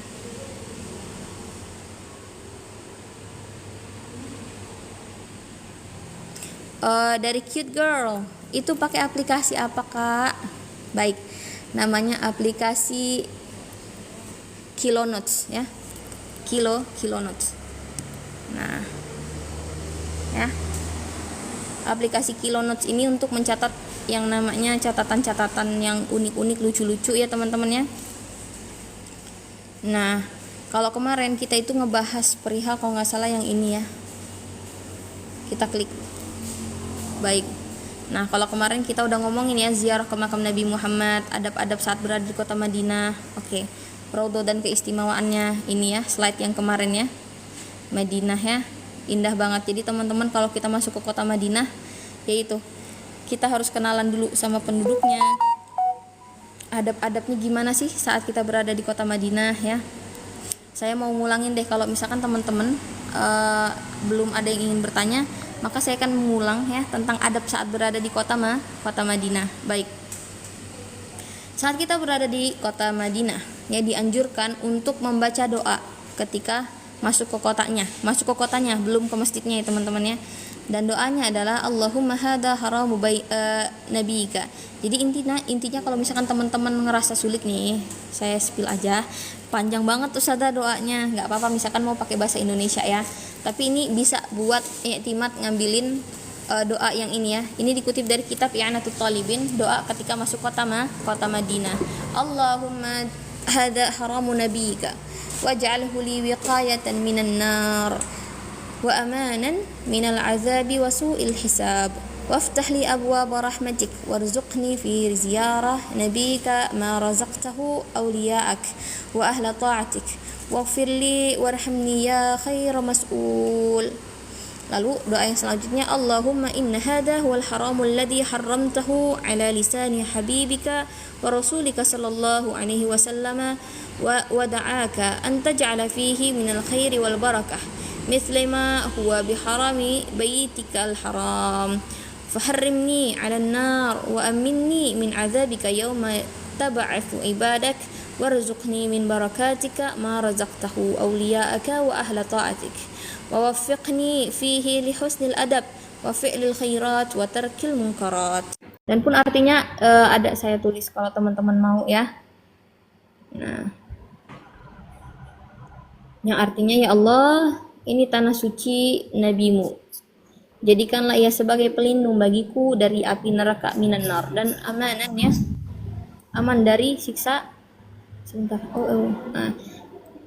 dan keamanan dari siksa dari keburukan hisab. Bukakan ya Allah bagiku pintu rahmatmu, karuniakan aku dalam menziarahi nabimu anugerah yang kau berikan kepada para wali, para hamba-hambamu yang taat. Ampunilah aku ya Allah, berikan rahmat kepadaku, wahai sebaik-baik zat yang diminta. Ya Rabb, ya Allah, sungguh di tanah suci yang kau muliakan ini ya, melalui lisan kekasihmu, nabimu, rasulmu yang kau muliakan melaluinya lisannya ya. Dan ia berdoa kepadamu ya Allah agar kau turunkan kebaikan keberkahan pada tanah ini, yaitu Madinah ya, sebagai tanah sucimu, Mekah sebagaimana tanah sucimu Mekah. Maka luputkan aku dari api neraka, amankan aku ya Allah dari siksamu pada hari kau bangkitkan hambamu kelak. Karuniakanlah aku sebagaimana dari keberkahanmu seperti kau anugerahkan kepada para wali dan hamba-hambamu yang taat. Berikan taufik padaku ya Allah untuk melakukan adab yang baik ya, perbuatan baik dan meninggalkan kemungkaran. Baik. Dan juga kita akan membahas setelah itu ya yang dianjurkan saat kita berada di kota Madinah, yaitu dianjurkan untuk memperbanyak sholawat kepada Nabi Muhammad SAW. Dan sholawat itu ya paling pendeknya adalah sallallahu ala Muhammad. Sigoh terpendeknya yang warid dari Nabi Muhammad sendiri ya. Kalau misalkan ada punya sholawat yang lebih panjang pun nggak masalah teman-teman ya. Yang ketiga adalah dianjurkan saat kita masuk ke kota Madinah itu membersihkan tubuh kita dengan sebersih-bersihnya ya, baik itu bercukur, maaf teman-teman, rambut kemaluan, lalu membersihkan lipatan-lipatan saat mandi. Nah itu yang kita niatkan adalah mandi sunnah. Yang keempat adalah menggunting kuku dan mencukur kumis, lalu mengenakan pakaian terbaik dan mengenakan wangian. Lalu adabnya saat kita berada di Masjidin Nabawi khususnya ya, kalau bisa telanjang kaki atau lepaskan sendal kita untuk menghormati jasad Nabi Muhammad yang ada di bawahnya ya. Tapi misalkan pun kita tidak mampu karena mungkin kepanasannya, lantai kan mungkin panas tuh, maka mau nggak masalah kalau kalau misalkan tetap pakai sendal atau sepatu. Lalu yang keenam adalah dianjurkan berdoa untuk memantapkan hati dan bertakzim ya, dalam bertakzim kepada Nabi Muhammad. Lalu bersedekah semampunya ya selama di kota Madinah, dan lebih menjaga hati. Saya ulangi, lebih menjaga hati ya, karena hati kita bakal diuji itu rata-rata tuh kalau misalkan nih ketemu sama orang yang anggota tubuhnya ya udah nggak sempurna, maksudnya udah terputus, maka kita harus bisa menjaga hati agar tidak menyakiti orang lain, ataupun misalkan ada orang lain yang memiliki aroma tubuh yang agak sedikit aneh ya, ataupun kalau dibilang-bilang karena saking panasnya kota Madinah sehingga menyebabkan kelenjar-kelenjar orang itu mengeluarkan aroma yang sangat-sangat dikatakan tidak enak, maka kita jangan sampai melontarkan kalimat-kalimat yang tidak baik atau menutup hidung sehingga orang tersebut merasa tersakiti gitu. Dan adab selama di kota Madinah yaitu salah satunya tidak misalkan memanggil teman dari jarak jauh ya, saat video call itu teriak-teriak atau terlalu besar suaranya, nggak bisa dikondusifkan, sehingga adab-adab itu perlu banget dijaga. Yang kesembilan pun, kalau bisa selama kita di kota Madinah jangan lewatin buat tinggal sholat 5 waktu di Masjid Nabawi ya. Tapi ini dalam kutipan jika memungkinkan. Tapi misalkan sudah dalam keadaan sakit, maka jangan dipaksa ya, jangan dipaksa. Karena apalagi misalkan di waktu musim panas, teman-teman, alangkah baiknya saya anjurkan untuk konsumsi vitamin ya. Konsumsi vitamin yang baik, yang cukup, bukan yang banyaknya, yang cukup. Dan makanlah buah-buahan, semua dari real food kalau bisa, biar badannya tetap kuat ya. Itu ngefek banget. Lalu yang ke-10 adalah selama di kota Madinah menjaga ketaatan dan ibadah sunnah. Salah satunya kalau teman-teman bisa ya beli siwak, ya udah beli siwaknya. Di sana banyak teman-teman pedagang siwak ya. Nah, jadi setiap mau sholat pakai siwak, atau misalkan perbanyak ibadah-ibadah yang lain ya, ketaatan kita di dalam Masjid Nabawi itu alangkah baiknya orang misalkan baca Al-Quran, memperbanyak baca Al-Quran, memperbanyak sholawat, dan juga memperbanyak muamalah sama orang dengan baik. Muamalah itu maksudnya apa Ustazah? Muamalah itu artinya berinteraksi dengan makhluk-makhluknya Allah atau hamba-hambanya Allah dengan kasih sayang. Salah satunya nanti pas ketemu sama kucing-kucing di Madinah ya. Banyak kucing-kucing di Madinah yang bertebaran, kadang lewat, ada yang unyu, ada yang sakit. Itu kalau bisa nggak apa-apa, ada punya ayam di kantong, kasih ayamnya ya. Misalkan kita belanja gitu, berbagi sesama makhluk, itu indah banget ya. Nah, itu adab saat kita berada di kota Madinah. Nah, kalau kita sudah keluar dari kota Madinah, ada nggak doanya? Ini doanya ya. Allahumma la taj'al hada akhiral ahdi biharami rasulika wa yassir lil 'ud ila al haramain sabiran sahlatan bimannika wa fadlika warzuqnil afwa wal afiyah fid dunya wal akhirah waruddana salimin ghanimina ila autanina aminin. Seperti itu ya. Wallahu a'lam bishawab. Untuk teman-teman mungkin ada yang mau bertanya ya. Ustazah, tolong lihat slide mukjizat Rasul yang ada banyak tadi tulisannya. Oke. Boleh ya. Saya izin keluar, tanyain di slide keberapa. Oke, di sini kita tanya. Oke, ini ya. Saya izin naikin. Nah. Kelihatan? Atau perlu di zoom aja ya? Nah.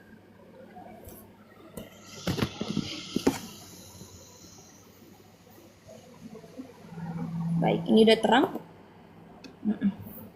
Boleh kalau ada yang mau di screenshot ya.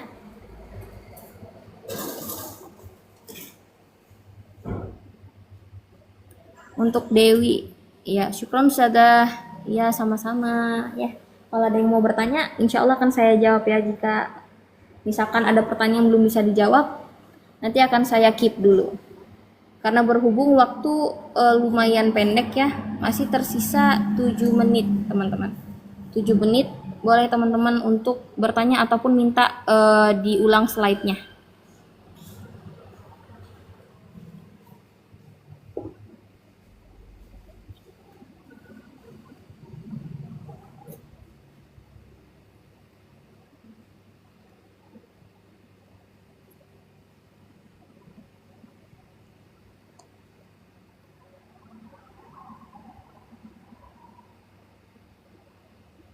Baik, Masya Allah. Baik. Saya izin baru gabung, boleh lihat slide dari awal. Oh, boleh. Sada kita sedekah di 2 tanah haram, apa yang terbaik urutannya? Baik, urutannya ya. Jadi definisi sedekah deh. Saya pengen ngebahas ya di slide yang baru aja, yang kosong. Ya. Mm-mm. Kita bakal ngomongin perihal yang namanya sedekah, teman-teman ya. Kita cari gambaran uang. Oke. Ini sedekah ya. Ini uang Emirat ya, teman-teman ya. Kiat-kiat sedekah yang pertama, teman-teman. Jadi sedekah itu ada 2 macam ya. Ada 2 macam, pakai yang pen aja, pen. Yang satu ya, sedekah secara terang-terangan. Terang-terangan ya. Yang kedua, sedekahnya itu secara sembunyi ya. Teman-teman bisa cek sendiri, lebih enaknya terang-terangan apa sembunyi-sembunyi. Bisa di apa lagi ya, bisa dikip di diri sendiri, lebih enaknya gimana. Cuman kalau misalkan sedekah nggak masalah terang-terangan dengan niat misalkan mengajakkan orang kepada kebaikan, itu aman ya. Dan sembunyi-sembunyi pun tetap sama pahalanya ya. Nah, lalu yang kedua ini ya, versi yang pertama saya bagi, kita tipsnya mau terang-terangan. Saya biasanya ngelakuin secara terang-terangan aja.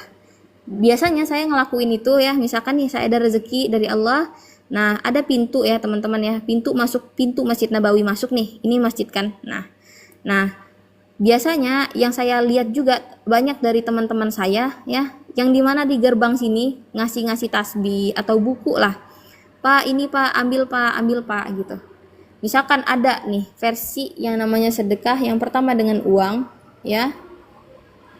Uang cash ya. Saya dapat banget nih kalau jemaah-jemaah yang dari Indonesia datang ke Saudi sedekahan ya, atau orang-orang yang sering saya ketemuin itu orang Turki ya. Orang Turki suka ngasih saya uang. Setiap kali ditanyain, kamu bisa bahasa Arab? Saya bisa. Ya udah, akhirnya saya temenin ibu-ibu itu ngobrol ya pakai bahasa Arab, sehingga mereka merasa nyaman dan saya dianggap sebagai adiknya. Lalu saat dia tahu, kamu penuntut ilmu dari negara mana? Oh, saya sendiri nih berangkat nih. Oh iya, sendiri ya. Tapi ada juga teman-teman yang lain. Kamu belajar di mana? Saya belajar di Yaman. Oh, kamu masih sekolah, Dek? Iya, sekolah. Ini saya kasih duit. Jadi ada yang ngasih uang cash. Ini yang saya sering banget dapetin ya. Karena lihatin kondisi orang yang bakalan kita kasih ya. Gimana kondisinya? Kondisinya apakah dia sederhana atau pas-pasan ya, atau misalkan dia sangat kaya atau orang yang sangat membutuhkan. Sehingga biasanya kalau di Madinah ya, di Madinah atau Masjidil Haram ada orang yang benar-benar susah kehidupannya, sehingga itu lebih diuntungkan, harus diuntungkan orang tersebut untuk dikasih yang namanya sedekah. Biasanya orang yang minta-minta ya, biasanya tuh ada yang dengan cara metode nepuk pundak ya. Tapi ini tips saran buat saya, kita semua yang mau sedekah berhati-hati ya di tanah haram.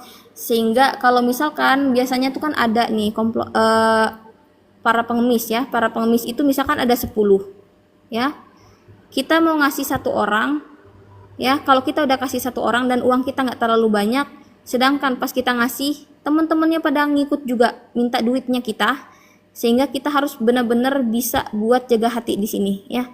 Agar apa? Agar tidak menyakiti orang-orang yang lain ya. Sehingga kalau kita ngeliatin posisinya mereka ini lagi lengah, kita ngasihnya sembunyi-sembunyi itu lebih aman. Lihat situasinya aja ya, itu di tanah haram. Nah, kalau nggak bisa dengan uang cash, dengan makanan juga nggak apa-apa. Dengan makanan. Saya sering banget dapetin orang-orang yang ngasih dengan makanan, teman-teman. Dan juga kayak yang ketiga ya, makanan atau minuman atau berbentuk barang. Barang. Tinggal lihat aja mana sukanya ya. Kalau biasanya berbentuk barang itu adalah tasbih digital atau tasbih yang berbentuk bulat-bulat ya, seperti biasanya. Dan juga biasanya ada juga orang yang ngasih bunganya bunga asli, bunga mawar. Nggak tahu apa intinya, cuman kayak pengen takriman. Jadi niatin pas kita mau sedekah untuk menghormati tamunya Nabi Muhammad yang sedang berkunjung, atau misalkan pas di Mekah niatin buat takriman atau menghormati tamu-tamunya Allah saat mereka berkunjung ya, atau melaksanakan ibadah. Nah, jadi jangan heran ada yang ngasih mawar, teman-teman. Ada kok yang ngasih mawar. Ya, barang-barang yang unyu-unyu tuh kadang bertebaran, dan ada juga kok yang ngasih-ngasih selain itu ya. Yang keempat, Yang keempat, biasanya selain berbentuk barang, itu berbentuk tenaga, teman-teman. Tenaga. Nah, ini kenapa saya sebut tenaga? Karena ada orang yang nggak punya duit kan. Ada yang punya duit, ada yang nggak punya duit. Maksudnya untuk bersedekah ya. Maksudnya uangnya sangat pas-pasan. Nah, jadi kategori sedekah itu saat kita memiliki uang lebih, yang mana nggak bakal ngeganggu teritorial keuangan kita hidup sehari-hari untuk makan nasi segala macam. Tapi misalkan uang kita lebih dan kita yakin bahwasannya dengan mengeluarkan atau memurnikan ya yang harta kita yang kita punya, otomatis Allah sebenarnya bakal ganti lebih banyak ya. Maka dengan tenaga, kalau orang yang nggak punya uang, memang benar-benar nggak punya, tenaga pun bisa dipakai. Salah satunya ya tenaga yang bisa kita pakai, misalkan kita ketemu sama nenek-nenek. Banyak banget sebenarnya nenek-nenek bertebaran di kota Madinah ya. Yang mana ya tenaga itu kita butuhkan banget saat mereka mau nyebrang dari lampu lalu lintas menuju Masjidin Nabawi pas lagi rame-ramenya tuh. Atau misalkan nenek-nenek minta tolong diangkatin atau minta didorong. Ada, saya pernah kedapatan kayak gitu. Nah, misalkan pun kalau misalkan teman-teman udah nggak punya lagi semuanya, ya udah paling simpel itu senyuman ya, paling simpel sedekahnya itu senyuman ya, senyuman. Karena apa? Nabi Muhammad SAW itu pernah bilang sebenarnya senyum kepada saudaramu itu termasuk sedekah ya. Karena orang yang mungkin nggak bisa berinteraksi dengan bahasa, maka dia cuma bisa buat melakukan gestur yang baik, gestur dan juga mimik yang baik saat bertemu dengan seseorang. Jadi orang-orang tuh sebenarnya kalau nggak butuh apa-apa ya udah senyum aja, banyakin senyum kalau ketemu orang ya. Kalau ngeliatin muka orang yang cuek, cemberut, itu pun sebenarnya nggak enak teman-teman ya. Jadi perbanyak aja senyum. Misalkan pun teman-teman semua ada yang nggak terbiasa buat senyum ke orang asing, ya udah jaga hati baik-baik di sana ya. Urutannya itu kalau bisa kasih uang cash. Tapi yang tujuannya pertama, yang paling penting buat dikasih itu satu, orang tersebut memang memerlukan uang ya, atau dikategorikan fakir miskin. Fakir sama miskin sekarang udah sangat jarang di kota Madinah. Sehingga yang kedua, kalau ketemu sama thalibul ilm, orang yang lagi nuntut ilmu, itu dikasih sedekah juga boleh. Ya. Orang yang bersedekah ke thalibul ilm, apalagi buat dia belajar ya, jatuhnya orang yang lagi masa belajar, dia lagi perlunya uang, ya. Nah, itu dia kategorinya. Kalau nggak fakir miskin, thalibul ilm yang paling gampang buat dicari, ya. Tanya aja misalkan ada orang anak Indonesia, dia bantu-bantu khidmah di Masjid Nabawi atau Masjidil Haram, tanyain, kamu kuliah atau gimana dek? Aku misalkan bantu nyari uang untuk adekku yang sedang menuntut ilmu. Maka misalkan kita mau nih, orangnya tepat nih, kita lihat orangnya baik, kita kasih juga nggak masalah. Ya, wallahu a'lam bishawab.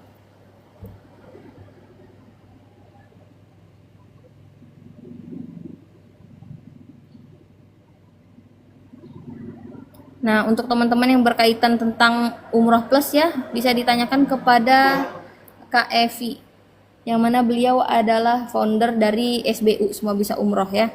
Nah, kalau ada yang nanya nih, ada dari Duta Beauty Estetik, untuk masuk ke Raudhah boleh lebih dari satu kali atau macam dapat jatuh satu kali Kak?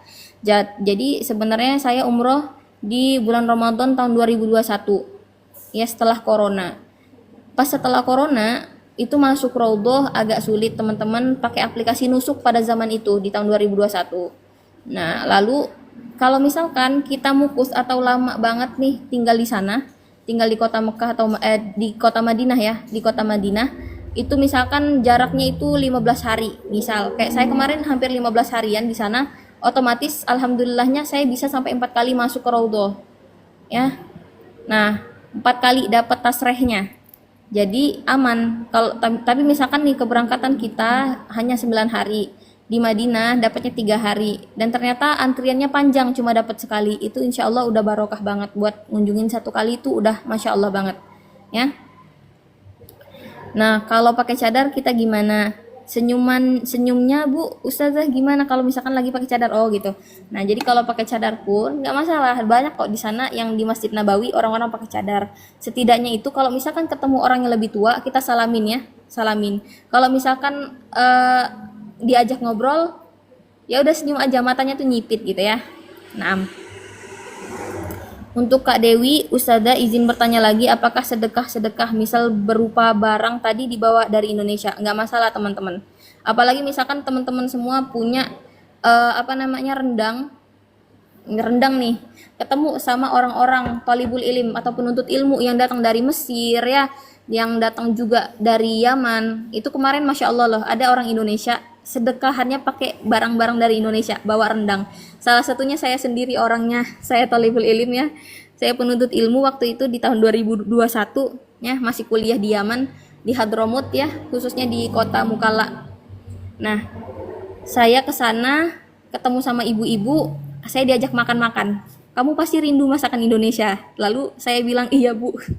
Ayo ikut saya makan-makan. Jadi saya dikasih sedekahan makan nasi, rendang, padang, semuanya serba Padang lah intinya. Itu saya senang sekali gitu ya. Nah, kalau berupa uang yang tapi dibawa barang kan ya. Ya, itu barang. Kalau misalkan barang, kalau itu kan makanan ya. Kalau barang tuh contohnya apa ya dari orang Indonesia ya? Orang Indonesia tuh pernah ngasih Al-Qur'an terjemah. Al-Qur'an terjemah ke saya. Nah, itu nggak masalah juga. Dari manapun asalnya, kalau kita niatin barang ini buat sedekah, maka bernilai pahala. Kalau misalkan pun karena di tanah haram kan kita merasa kesulitan mungkin ya untuk belanja dulu, mau belanja ini itu baru disedekahin. Nah, tapi kalau saran saya misalkan nggak mau berat-berat dari Indonesia, misalnya punya barang, mau beli barangnya di Madinah atau Mekah, maka sempetin aja buat ke minimarket.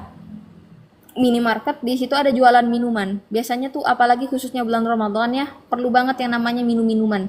Minuman kaleng yang isinya buah-buahan ya. Ada tuh namanya Al-Maroi. Al-Maroi itu enak banget minumannya teman-teman. Kalau pernah nyoba, ada rasa coklat, ada rasa mango, ajib pokoknya. Itu lumayan mahal, tapi dicintain masyarakat. Jadi semua orang bisa minum. Nah itu ya.